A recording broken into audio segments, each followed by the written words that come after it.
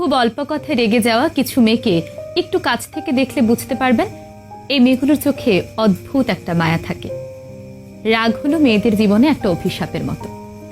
এরা হয়তো অল্প কথায় রেগে যায়, অনেকের সঙ্গে কথা কাটাকাটি হয়, খুব ছোট্টখাট্ট ব্যাপারে ওভার রিয়েক্ট করে ফেলে। কিন্তু এই রাগ হলো ক্ষণস্থায়ী। রাগ মিটে গেলে এদের মতো ভালো মনের মানুষ হয়তো আর হয় না। এরা অন্যের সঙ্গে রাগ দেখিয়ে সবচেয়ে বেশি কষ্ট পায় নিজেরাই। এরা যেমন খুব অল্প সময় রেগে যায়, তেমনি খুব কম সময়ে মানুষকে আপন করে নিতে পারে।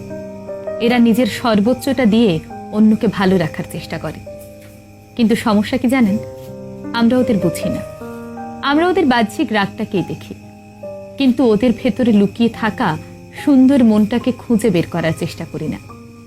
আমরা বাইরে থেকে ওদের রাগ দেখি, কিন্তু রাগের পেছনের সে কারণটা খুঁজি না।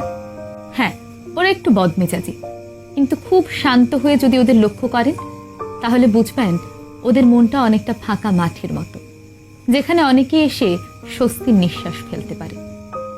ওরা খুব চাপা স্বভাবের হয় জানেন তো, হাজারো কষ্ট হলেও মুখ ফুটে কাউকে কিছু বলতে পারে না।